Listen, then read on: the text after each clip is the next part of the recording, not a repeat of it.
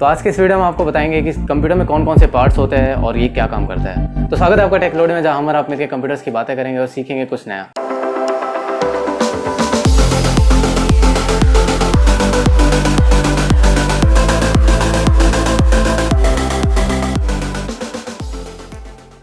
कोई भी सीपीयू इन 7 कंपोनेंट्स में डिवाइड होता है: case, power supply, motherboard, processor, RAM, storage और ग्राफिक कार्ड। पहले इन दोनों को 2 कैटेगरी में डिवाइड कर लेते हैं, एक सिंपल और एक कॉम्प्लेक्स। तो सबसे पहले हम बात करते हैं केस की। केस किसी प्लास्टिक या मेटल का या फिर एल्यूमिनियम का भी एक सिंपल सा बॉक्स होता है जिसके अंदर सारे पार्ट्स से सेफ और स्टोर रहता है। केस या कैबिनेट आपको डिफरेंट स्टाइल, साइज और वैरायटी में अवेलेबल होता है। कुछ आपको फैंस और लाइट्स के साथ मिलता है तो कुछ उसके बिना भी। अगली बारी आती है पावर सप्लाई की। पावर सप्लाई बेसिकली सीपीयू का एक अडाप्टर होता है जो कि इलेक्ट्रिक बोर्ड से पावर लेके मदरबोर्ड में सप्लाई करता है। इसका मेन काम एसी करंट को डीसी करंट में बदलना और उसे लो वोल्टेज में कन्वर्ट करना होता है। बेसिकली किसी मोबाइल के चार्जर की तरह होता है जो कि साइज़ में और बड़ा होता है। अगली बारी आती है मदरबोर्ड की। मदरबोर्ड सीपीयू का मेन और सबसे बड़ा सर्किट बोर्ड होता है जिसका मेन काम सारे कंपोनेंट्स तक इलेक्ट्रिसिटी पहुंचाना और उन सारे कंपोनेंट्स का आपस में कम्युनिकेशन बनाए रखना होता है। मदरबोर्ड्स भी आपको अलग अलग वैरायटी और जनरेशन में मिल जाते हैं। तो अगर आपने चैनल को अभी तक सब्सक्राइब नहीं किया है तो पहले वो कर दो और घंटी भी फोड़ दो।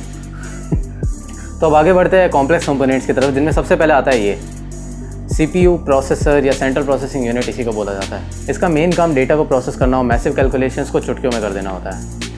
ये ज़्यादा डेटा स्टोर तो नहीं कर पाता, लेकिन हर प्रोसेसर की अपनी अपनी एक कैश मेमोरी होती है जो कि ज़्यादा डेटा तो स्टोर नहीं कर पाती लेकिन इनफ होती है मैसिव कैलकुलेशन करने के लिए। तो ये कंप्यूटर का ब्रेन तो नहीं, लेकिन ब्रेन का सेंट्रल पार्ट होता है जहाँ से सारा वर्क फ्लो गुजरता है। तो ब्रेन क्या होता है? पूरा सीपीयू।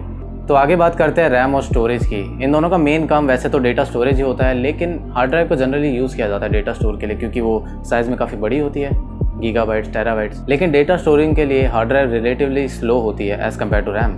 इसका कारण ये है कि हार्ड ड्राइव डायरेक्टली मदरबोर्ड से नहीं बल्कि केबल्स के थ्रू कनेक्ट होती है। प्रोग्राम्स को रियल टाइम में रन करने के लिए प्रोसेसर को ज़रूरी होती है फास्ट स्टोरेज टेक्नोलॉजी की, जिससे वो डायरेक्टली कम्युनिकेट कर सके।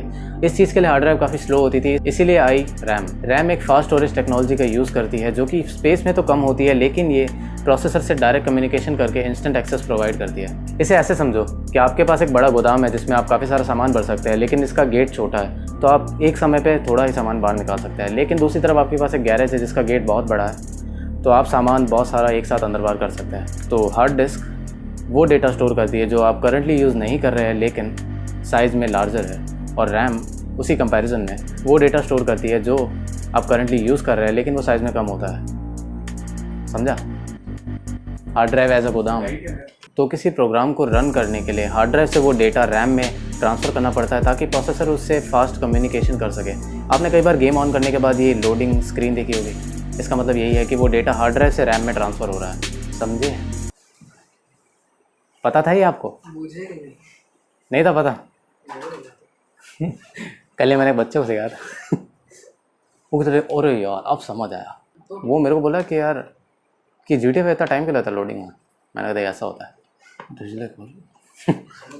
समझदार। 5 GB एक साथ कॉपी करता है रैम में। डेटा स्टोरेज का एक और फॉर्म होता है जिसे SSD कहते हैं। इस पर हम अलग से वीडियो लेकर आएंगे क्योंकि ये बहुत इंपॉर्टेंट है। लास्ट बट नॉट लीस्ट अब आता है graphic card. Graphic card GPU या ग्राफिकल प्रोसेसिंग यूनिट इसे बोला जाता है। ग्राफिक्स कार्ड अपने आप में ही एक अलग CPU होता है जिसके अंदर खुद का प्रोसेसर, खुद का मदरबोर्ड और खुद की VRAM लगी होती है।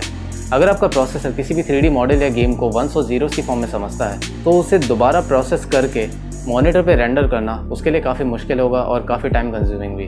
वैसे तो ये काम आपका मदरबोर्ड और प्रोसेसर मिलकर अकेले भी कर सकते हैं इस चिप की मदद से, लेकिन वो स्लो होगा और वो ऐसा दिखेगा।